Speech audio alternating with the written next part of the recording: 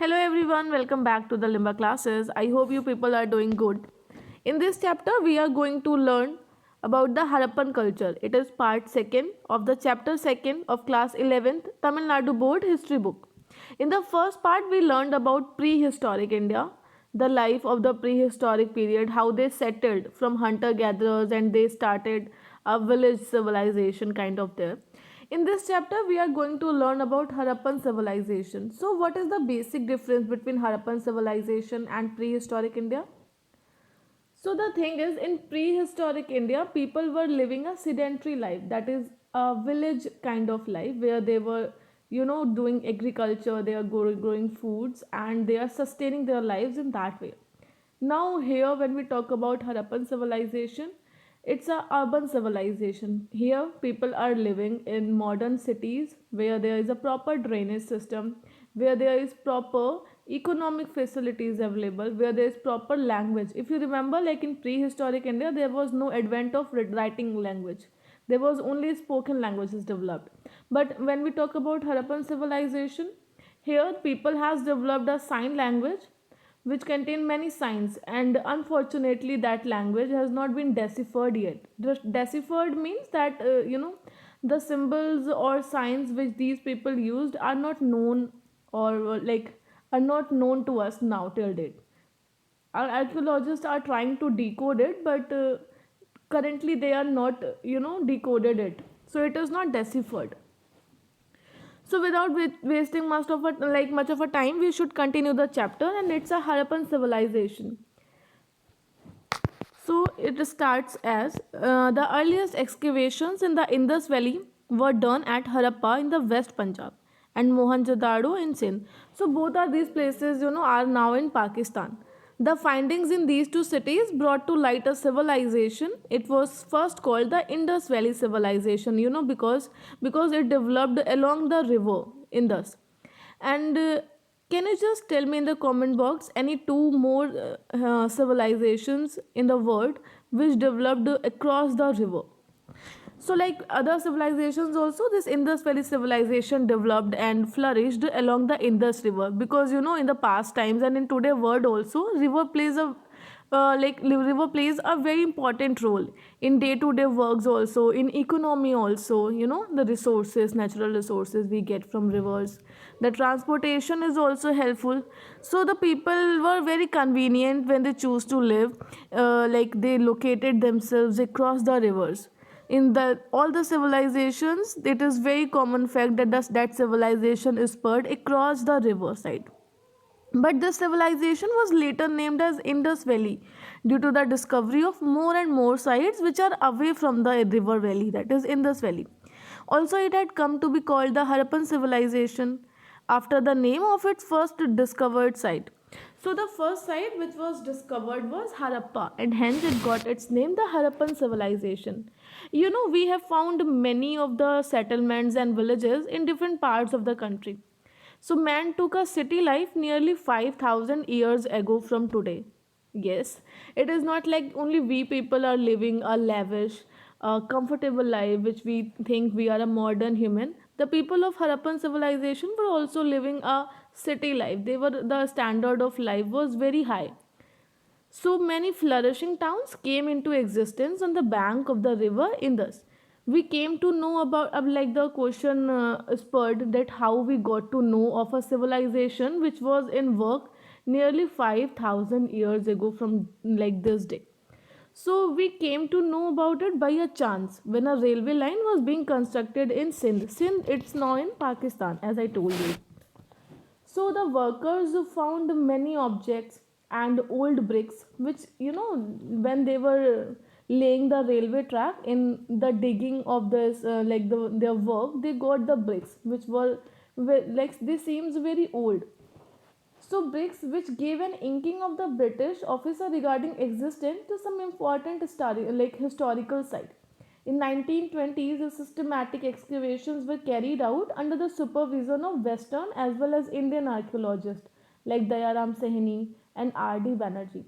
So this Harappan civilization came into existence in 1920s. At that time, India was under the rule of East India Company, right?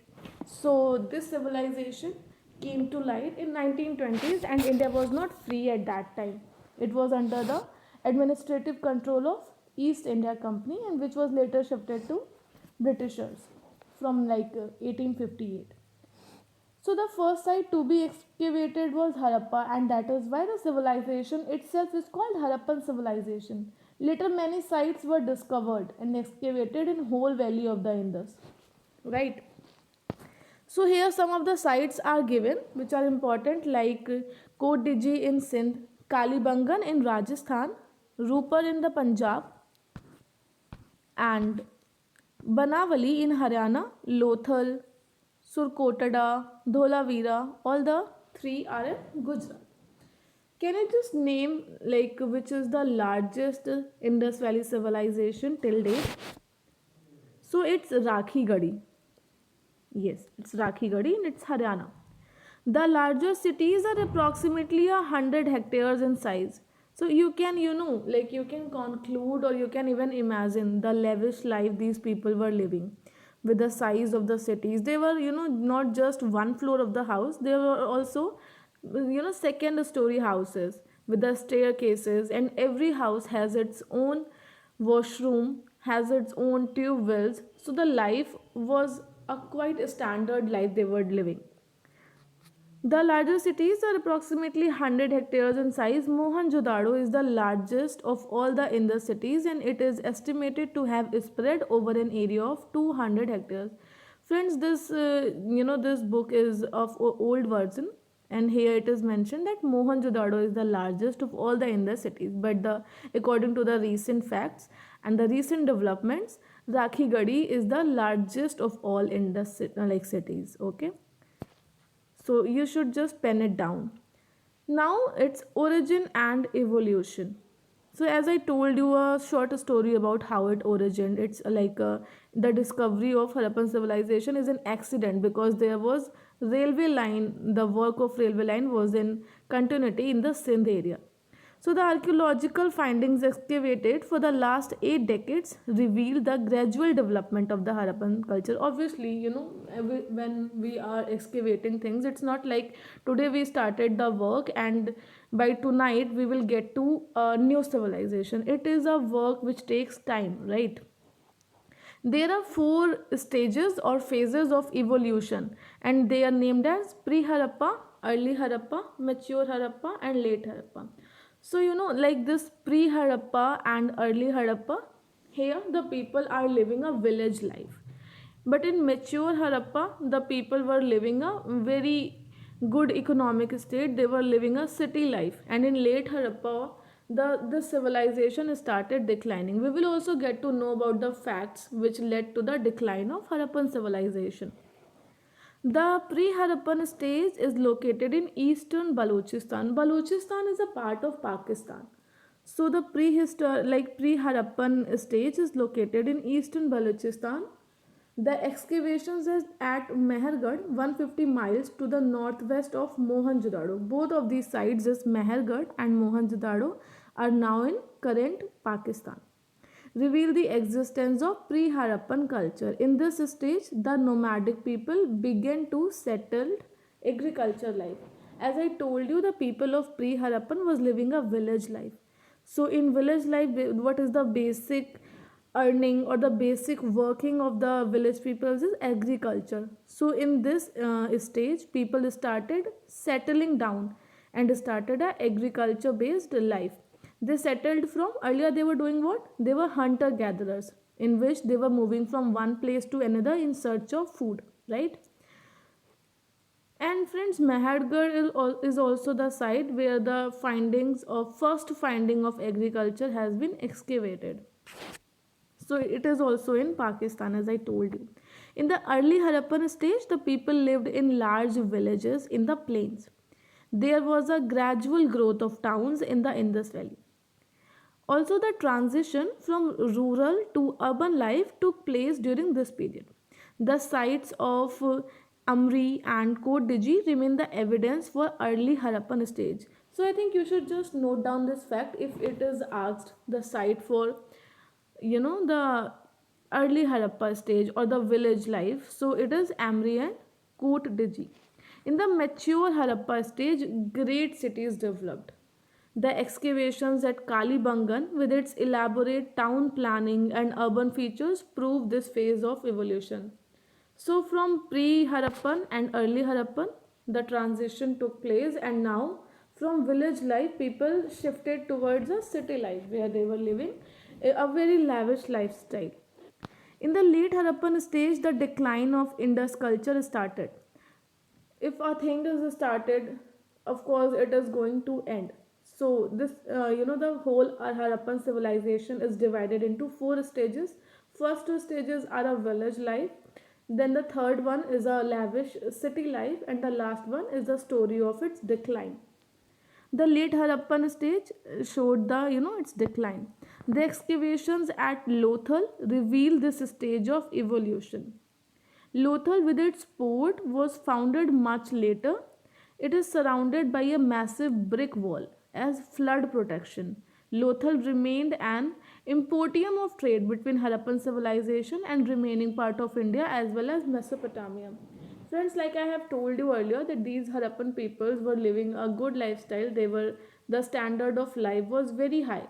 They were also doing trade with rest of the world, like Mesopotamia and Chinese civilization also, which is also known as Yellow River civilization.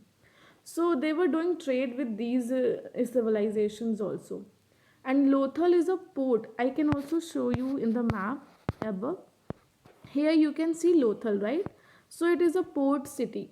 The export took, maybe the export things and the products were being shipped from Lothal. So Lothal is a. Now we come to the next topic. It is date of the Harappan culture. So in 1931, Sir John Marshall estimated the duration of the occupation of Mohenjo-daro between 3250 and 2750 BC.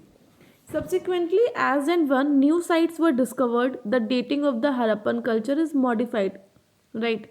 The advent of the radiocarbon methods paves way for the fixing almost accurate dates. I explained about this radiocarbon dating method in the previous video also. You can refer to that. Right. So by 1956, Fair Service brought down the dating of the Harappan culture to between 2000 and 1500 BC on the basis of radiocarbon dates of his findings. Now, on the basis of radiocarbon dates of his findings, in 1964, D.P. Agrawal came to the conclusion that total span of this culture should be between 2300 and 1750 BC. Yet there is further scope for modifications of these dates. The thing is, no, these are the excavations, and the dating which we the methods we use are prone to some faults. So as the technology develops, as we are getting new technologies, new methods, so it keeps on changing. But the official date which we usually refer for Harappan civilization is from it's 2600 BC to 1900 BC. It's a phase of mature Harappan where the people were living a city life. You can also note down it. Now we are going to learn about the salient features of the Harappan culture. It is very interesting. I personally find this Harappan civilization very interesting chapter, and it's one of my favorite chapters in the history. So now the first topic is town planning. The Harappan culture was distinguished by its system of town planning on the lines of the grid system. You know the systems which we people are using today.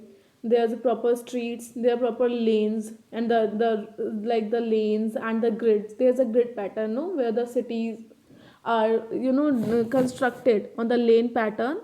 So in the streets, the streets are connected with a right angle. There's a proper drainage of every house which connects to the main drainage of the city, and then it is treated.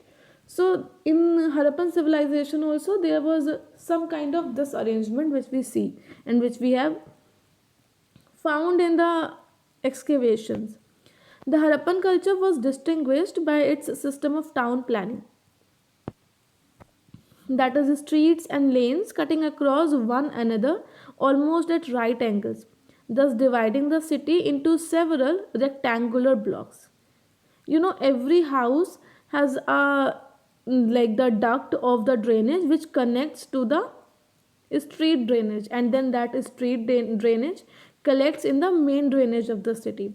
And there were also pits, where the drainage can be the those drainage system can be cleaned.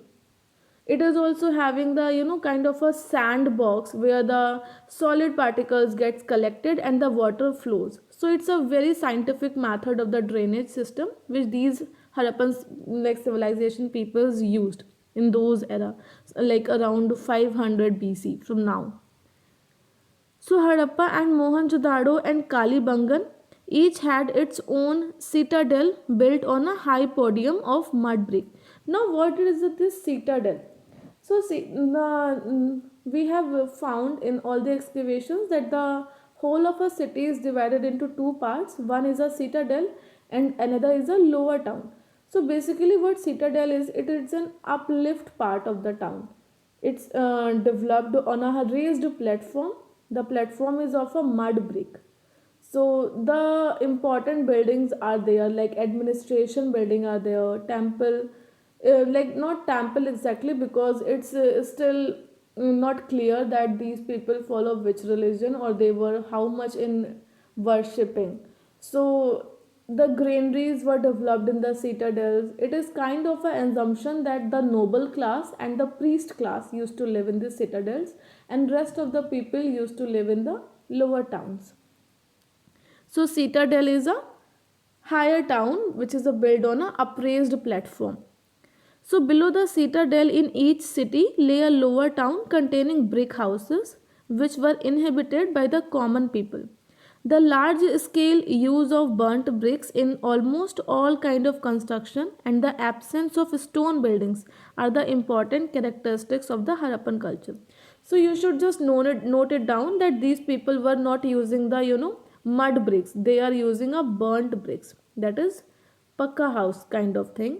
So they were using burnt bricks, and each brick has a same length, breadth and height, a specific measurement of the every single brick.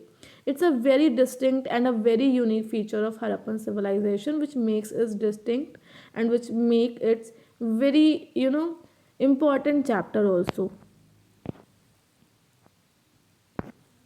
So the large scale use of burnt bricks is example that the skills of these peoples are very high. Another remarkable feature was underground drainage system, as I explained earlier also, connecting all the houses to the street drainage which were covered by stone slabs or brick for cleaning of the in those drainage system. The most important public place of Mohenjo-daro is the Great Bath, and the measurement of these baths was 39 feet in length, 23 feet breadth, and 8 feet depth. So you can take an idea that there was a very large kind of a swimming pool, and the assumption of the archaeologists were that this Great Bath was used in the rituals bathing, right? I think you can also take a look of this measurement, and this it itself depicts the greatness of this great bath. There are side rooms for changing clothes. The floor of the bath was made of a burnt brick, so it was waterproof, right? The swimming pool, or you can like call it a great bath, it is the floor of that great bath is used of a burnt bricks, and hence it is waterproofed. Water was drawn from a large well in the adjacent room, and an outlet from one corner of the bath led to the drain. So the water is also continuously changing. It's not the same water. So water is being drawn into that pool from a adjacent tube well, and the drainage is like there's also a drainage pipe which ejaculates all the water from there. It must have served as a ritual bathing site. The largest building in the Mohenjo-daro is a granary measuring 150 feet length and 50 feet breadth. So there was a granary also where the surplus food was stored. Also, it can be the maybe The granary was using as a tax collection room where the administrators take tax in a form of a food and they used to collect it there. These are all the assumptions because we have not deciphered the language, so we do not exactly know the utilities of the things which we found in excavations. So coming next is economic life. There was a great progress in all spheres of economic activity, as we can see also, from the way of like the house remains of the houses, the remains of great bath, the remains of the granary, we can conclude that these people were living a very good economic life. So the economic activities were agriculture, also industry, craft, trade. Wheat and barley were the main crops grown besides sesame, mustard, cotton. Surplus grain is stored in granaries. Animals like sheep, goat, buffalo were domesticated. The use of horse is not yet confirmed, like not yet firmly established. So this is also an important fact, you can pen it down, that there is not a proper evidence for the use of horse. Specialization groups of artisans include goldsmiths, brickmakers, stone cutters, weavers, boat builders, and terracotta manufacturers. What is terracotta? Terracotta, basically we call terracotta the things, or the the toys also, or any certain specific sculpture which is made of a mud. That is terracotta. Like burnt mud basically. So, bronze and copper vessels are the outstanding example of the Harappan metal craft. You must have heard about the dancing girl which was excavated from the Mohenjo-daro. It is a 6 inches small statue of a dancing girl, and it depicts the skills of those peoples. Gold and silver ornaments are found in many places. Pottery remain plain, and in some places red and black painted pottery is found. In prehistoric like India, there were black and grey pottery, and in Harappan civilization here is red and black painted pottery. So it is also important, like if we look as a exam perspective. Beads were manufactured from a wide variety of semi precious stone, right? So beads is a, like they used to make beads. It is excavated from many sites, and there are many beautiful beads which were discovered, and some of them are very precious also because they were made from a precious stones which were sometimes also imported from outer cities.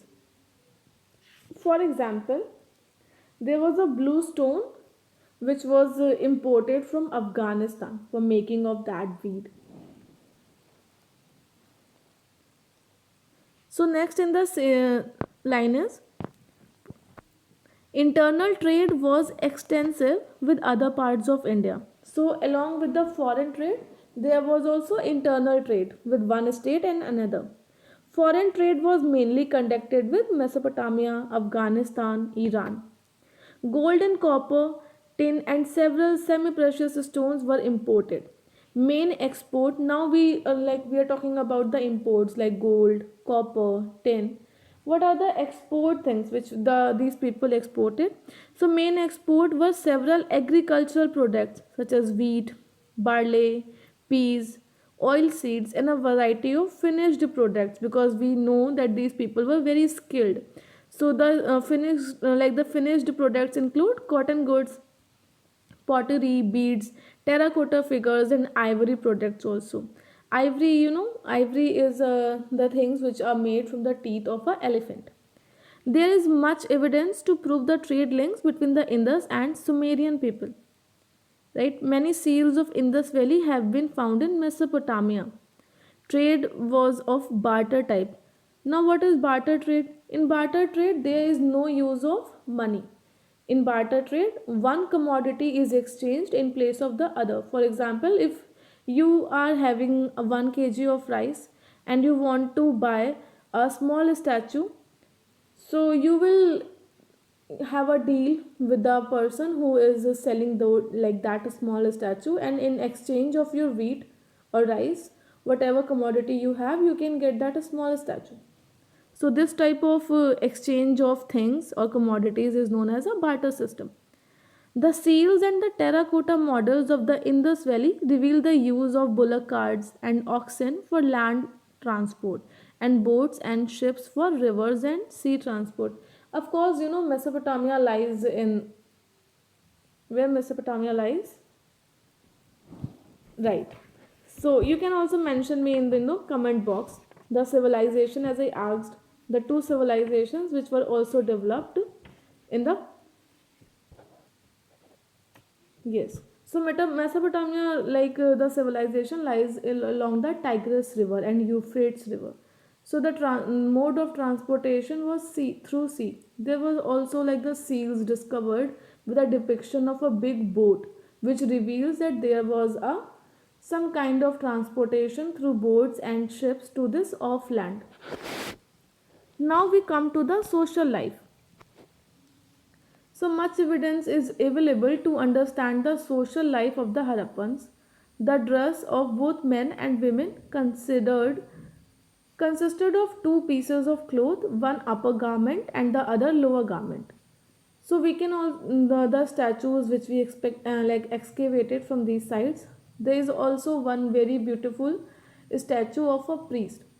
It's a torso. So that statue is wearing a very skilled and very the embroidery of the shawl that man is wearing is very beautiful. It depicts the skills of those people, that those people are very much interested in, and they followed the trend. They were not wearing very common clothes, they were wearing high quality clothes, they were wearing a clothes with very designs.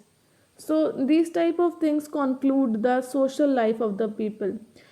Like in excavations also we found many bracelets, many necklaces. So it depicts the taste of the people in fashion. They were not just growing crops and eat, they were not just living a life.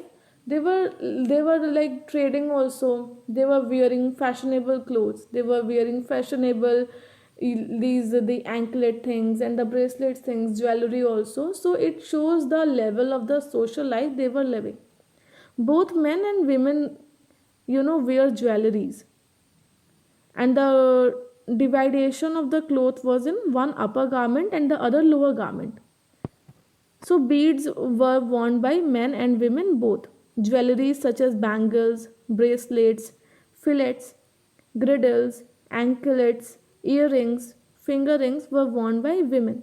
These ornaments were made of many precious stones, semi-precious stones, gold, silver, copper, bronze, and in semi-precious there are stones.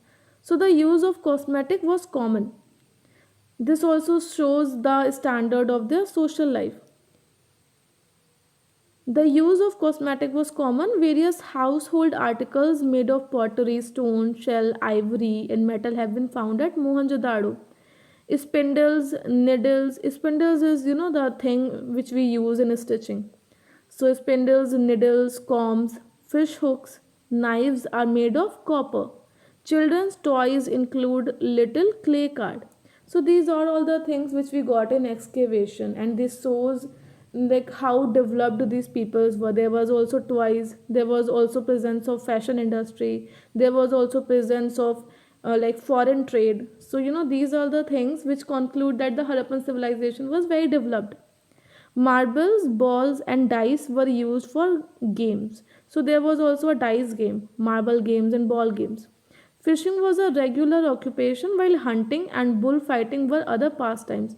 So when the life people have reached to that mature stage, they were getting a free time, and in those free time the children were playing, and they were also pastimes like bullfighting, hunting, fishing. So this shows the the what we call it, that the development, the amount of development from the prehistoric to Harappan civilization. There were numerous specimens of weapons of war such as axes, spearheads, daggers, bows, arrows made of copper and bronze. Now coming to the arts, the Harappan sculpture revealed a high degree of workmanship. As I told you, I have also given the example of a priest. wearing a very beautiful shawl. Figures of men and women, animals and birds made of terracotta. Terracotta is a burnt mud statues or things. And the carvings of the seals show the degree of proficiency attaining of the sculpture. The figure of dancing girl from Mohenjo-daro made of bronze is remarkable for its workmanship. Its right hand rests on the hip, while the left arm, covered with bangles, hangs loosely in a relaxed posture. Two stone statues from Harappa, one representing a back view of a man and the other of a dancer, are also specimens of the sculpture.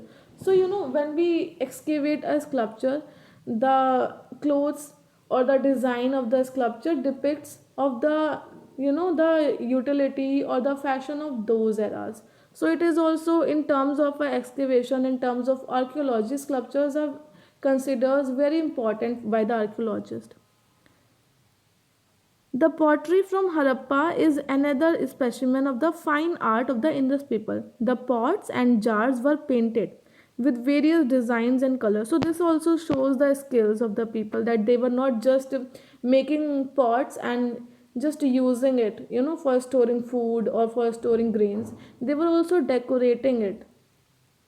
Painted pottery is of better quality. The pictorial motifs consisted of geometrical patterns like horizontal lines, circles, leaves, plants, and trees. For example, in today day, like today era, also we people, like we used to buy the mud utilities or the mud. The things made of a mud, they are considered of a very beautiful design. So same, and the previous time also people used to decorate these things. On some pottery pieces, we find figures of fish and peacock.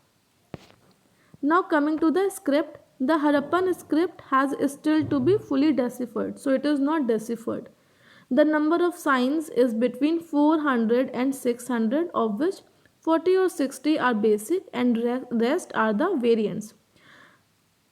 The script was mostly written from right to left. It is very important. In fact, you can just pen it down that in Harappan civilization, people used to write from right to the left, and now we used to write from left to the right. In a few long seals, the Boustrophidan method, writing in the reverse direction in alternative lines, was adopted. So, like in the first line, if we started from the right and ending in the left, so in the next line, we will start from the left and end it to the right. This is Boustrophidan method. Papoda and his Scandinavian colleagues came to the conclusion that the language of the Harappans was Dravidian. So this is, very much in doubt. We cannot conclude anything because the script is not deciphered yet. A group of Soviet scholars accept this view. Other scholars provide different view connecting the Harappan script with that of Brahmi. So there is a conflict of views, between the Dravidian or the Brahmi, because we cannot conclude something with 100% proficiency because, until and unless the script is deciphered. The mystery of the Harappan script still exists, and there is no doubt that the decipherment of the Harappan script will throw much light on this culture. Obviously, when the script will know, we will use to read the things, then only we can conclude about those civilization in a much clear and much specific way, right? Now coming to the religion. So from the seals, terracotta figurines and copper tablets, we get an idea of the religious life of the Harappans. Obviously, we can conclude about the civilizations from the things which we are getting in the excavation only, no? So the what helped the archaeologists in concluding about the civilizations are seals, terracotta figurines, sculptures, the amount of the buildings, the amount of the that, like for example great bath, that is also the basic of the any conclusion which the archaeologist made. The chief male deity was Pashupati, proto Shiv, representing in seals as sitting yogic posture with three faces and two horns. So one of a like seal depicts this Pashupati, he is surrounded by four animals, and the animals are elephant, tiger, rhino and buffalo, each facing a different direction. So from this seal we can also conclude, the animals of that time, like the elephant was There was a tiger also, rhinoceros, and buffalo. Two deer appeared on his feet. The chief female deity was Mother Goddess, represented in a terracotta figurines. In later times, linga worship was prevalent. Trees and animals were also worshipped by the Harappans.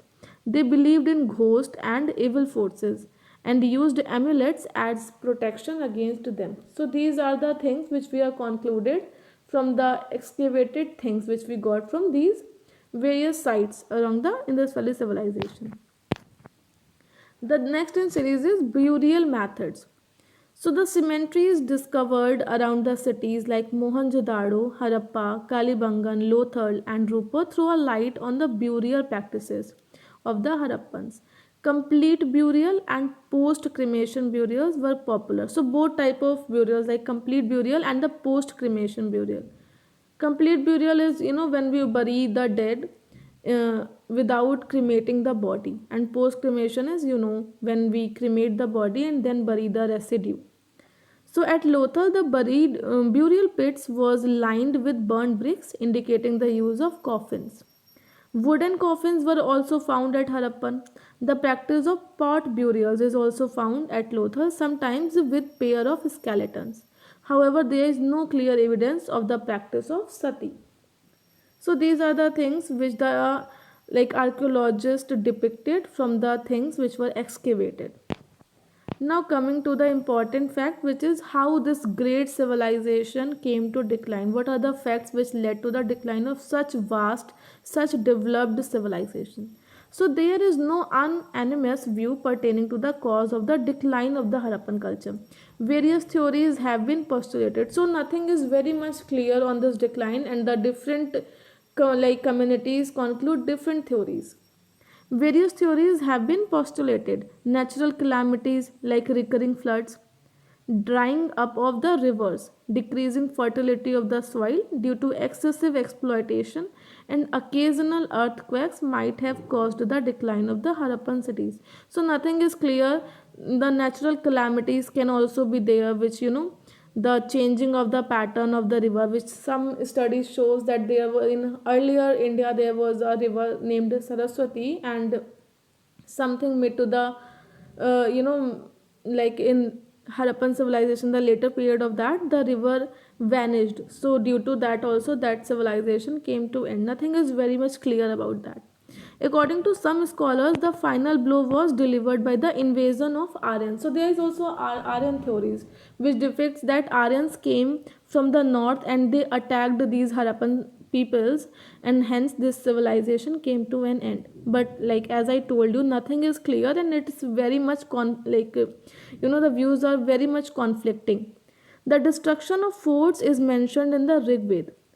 Also, the discovery of human skeletons huddled together at Mohenjo-daro indicates that the city was invaded by foreigners. The Aryans had superior weapons as well as swift horses, which might have enabled them to become masters of this region. As I told you earlier in the chapter, that the use of horses was not very much clear. It's a matter of debate.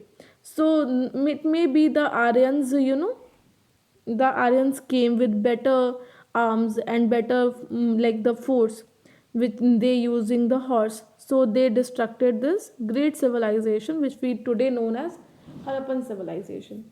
I hope you like this channel. Please like, comment and subscribe to this. And for great such videos, keep watching Limba classes.